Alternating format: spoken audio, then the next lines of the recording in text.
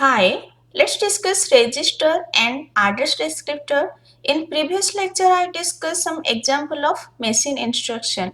But how will maintain the data that which register contain which variable or some variable that is in which location, whether it is in some memory location or register.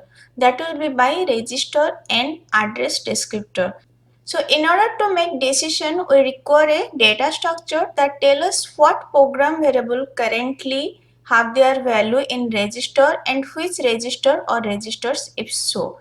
Suppose one variable is given, this variable is in which program register or registers. It may be in more than one register. So that information we can get from register descriptor. For each available register, a register descriptor keeps track of the variable names whose current value is in that register. Initially, all register descriptors are empty. As the code generation progresses, each register will hold the value of 0 or more names. That 0 or more names is for variable. So one register can contain 0 or more variable. Then another descriptor is there that is called as a address descriptor. So for each program variable, an address descriptor keep track of the location or locations where the current value of that variable can be found. Suppose some variable is given where it is located, whether any memory location or register, so that we can keep track by address descriptor. The location might be a register, a memory address, a stack location, or some set of more of one of these. So either it will be register, memory address, or stack location, or in combination of these. So these register descriptor and address descriptor information can be stored in symbol table for each variable name. There is a function getRegister. So we select register for each memory location associated with the instruction I. Suppose 3 address intermediate instruction is given, then for every variable associated with that instruction, this getRegister will allocate register. It will allocate register for instruction I. And getRegister can access both register descriptor and address descriptor. Also, it has some data flow information like which is live, which variable is not live. So according to that, it will allocate register. Next, the rules for register descriptor and address descriptor. See it carefully. In next slide, I will explain one example that is dependent on these rules. First, for instruction load Rx, change the register descriptor for R to hold X and change the address descriptor for X by adding register R as an additional location. This is important. Whenever there is a load statement, let there is some register R1, R2 and some variable is X. Suppose X is held by R1, then in place of R1 in register descriptor write X and in address descriptor for X, X will be in location X plus R1. So that it is saying change the address descriptor for X by adding register R as an additional location. Main location will be X. This R1 register will be additional location. So whenever there is a load statement, in address descriptor, it will be same variable name plus register name. Next, for instruction store XR, change the address descriptor for X to include its own memory location. Suppose address descriptor there is X, so in X column just write X, no register. As it is a stored operation, so change the address descriptor for X to include its own memory location. Means where this X variable is present, that memory location will write. Next, for operations such as add Rx, Ry, Rz, what it will do, it will add Ry, Rz and result will be loaded into Rx. So it is for 3 address instruction x equal to y plus z. So what we will do, we will change the register descriptor for Rx so that it hold only x. Let this is Rx, it will hold x. Next, change the address descriptor for X so that it only location is Rx. Mean in address descriptor we only write Rx. There will be no X. In load we are writing X with register, but here In case of addition, we'll write only Rx in address descriptor. Then note that memory location for X is not now in the address descriptor. Means there should not be this X. This memory location for X should not be present here. We'll just write the register name. Next, remove Rx from the address descriptor of any variable other than X. Suppose Y was also contained Rx previously. Now remove this Rx from Y. Now X is in Rx. So any other variable which address descriptor contain Rx, just remove Rx from other address descriptor. Next rule, when you process a copy statement X equal to Y, after generating load Y into register RY. Suppose load RY Y. After that there is a copy statement. Then what changes will do in register descriptor and address descriptor? First add X to register descriptor of RY. Let this is RY, this is RX. Previously ry contained y, now we'll add x also in register descriptor of ry. Then change the address descriptor of x so that its only location is ry. Suppose previously in x address descriptor there was just x. Now we'll remove this x and we'll write only ry. Now this x is in memory location of ry. So we'll just remove x and we'll write just register address. So there are four rules. First rule is for load, second rule is for store, third rule is for any arithmetic operation, fourth rule is for copy statement. Now in next slide I will use all these rules and I will write register descriptor and address descriptor. Let's see one example. There are some three address statements are given. These are the intermediate code. Now I will write the machine instruction. Also I will maintain the register descriptor and address descriptor. Here T, U, V are temporary while A, B, C, D are the local variable and which are live on exit from the block. This live information is important. So first statement is T equal to A minus B. Before writing machine instruction for this, let me first maintain the register descriptor and address descriptor. I'm just taking three register. Initially you can take one register. Whenever required you can add the register. And address descriptor that contain all the variable. It contain local variable plus temporary variable. So A, B, C, D, T, U, V. Initially register descriptor don't contain anything, it is empty, while local variable contain its own location. Like A is in memory location for A, B is in memory location for B, C is in memory location for C, D is in memory location for D. And temporary variable will be empty. Let me first write machine instruction for this. I need to load A into register R1, then I need to load B into register R2, then I will do the subtraction. So R2, R1, R2. You can see T have some nest use, so I will not store into T.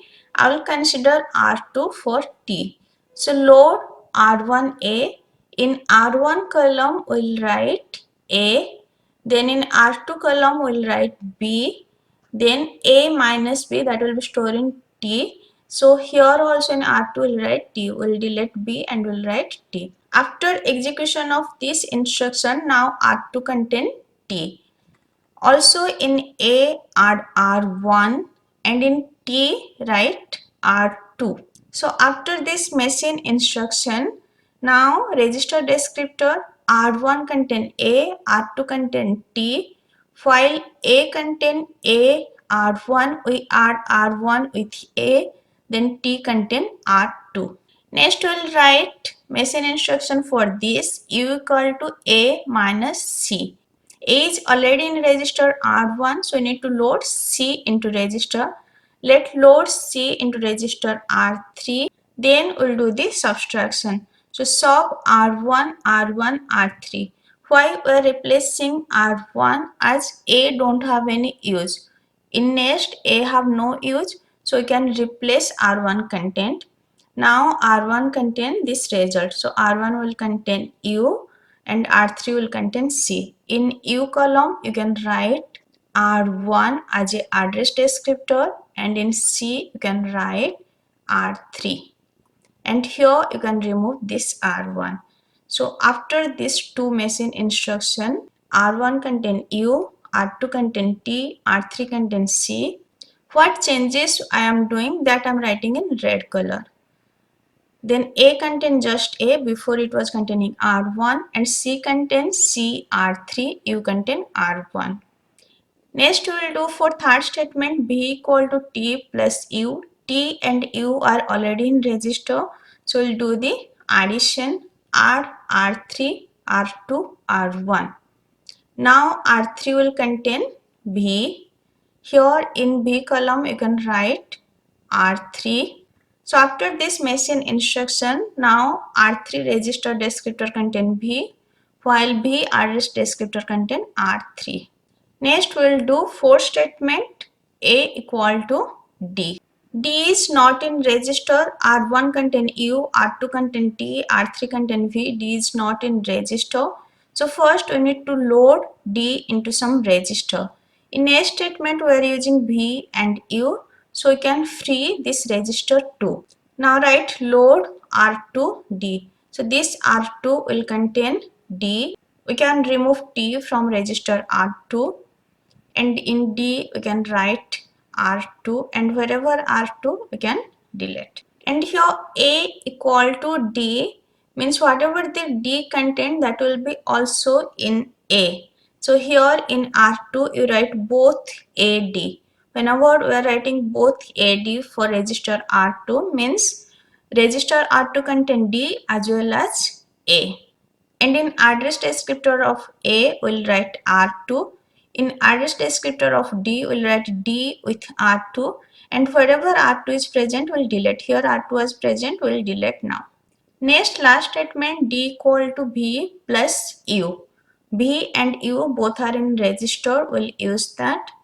So add R1, R3, R1. So R1 that contain U, R3 that contain V. Now result will be in R1. Means R1 will contain D. Now R1 is holding U. So in place of U it will hold D. And here we'll delete this D. And here we'll delete this and we'll write R1.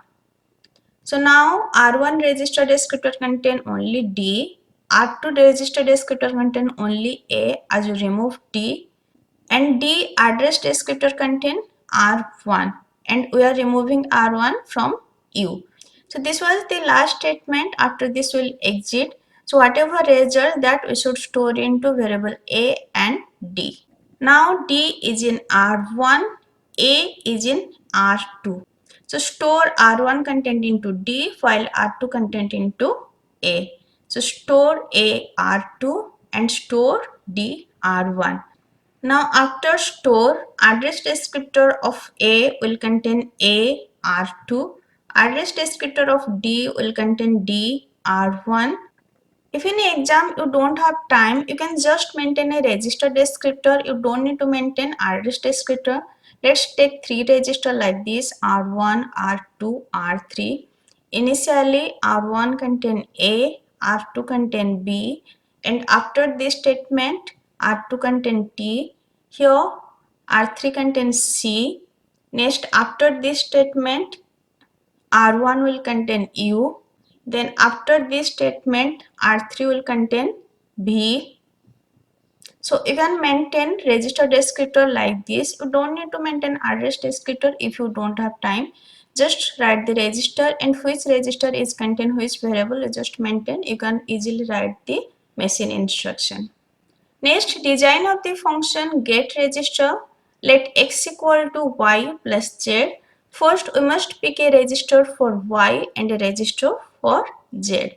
If there is a addition, so we should pick register for y and z. So the rules for picking register y are as follow. If y is currently in a register, then pick a register that already contain y as ry. Suppose R1 contain Y, then pick this R1 register.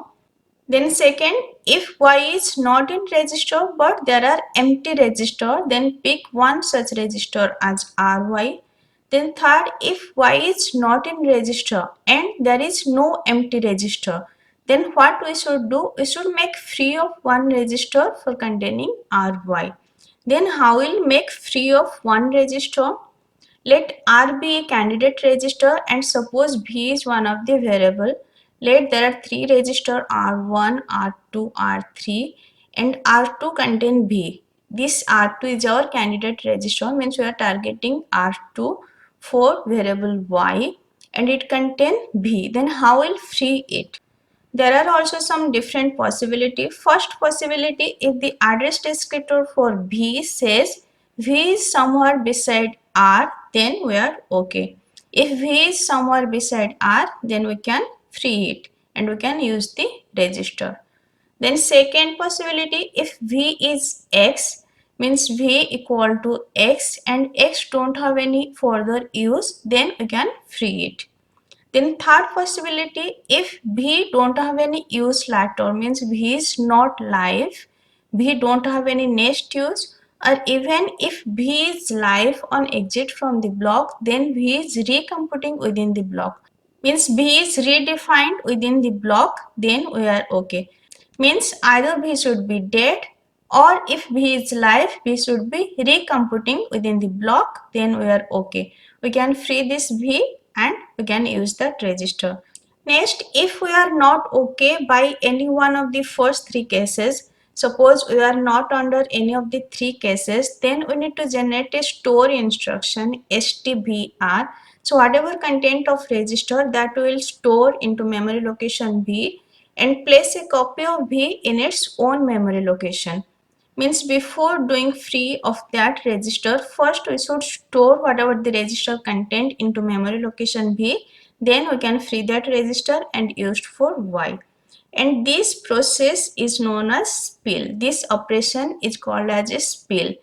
If we are storing some register content into some memory location and then we are freeing that register and using that register, that operation is called as a spill. In GATE PYQ, I have seen this term so many times: spill, without spill, allocate register without spill means without store. Just to explain spill, I explain all these things. This much is enough for code generation. In code generation, I discussed introduction of code generation. I discussed some example. I discussed register and address descriptor and what is get register function. In next lecture, I will discuss code optimization, how we can optimize machine instruction. There I will discuss people optimization and register allocation using graph coloring. If this lecture is helpful for you, please like and subscribe. Thank you.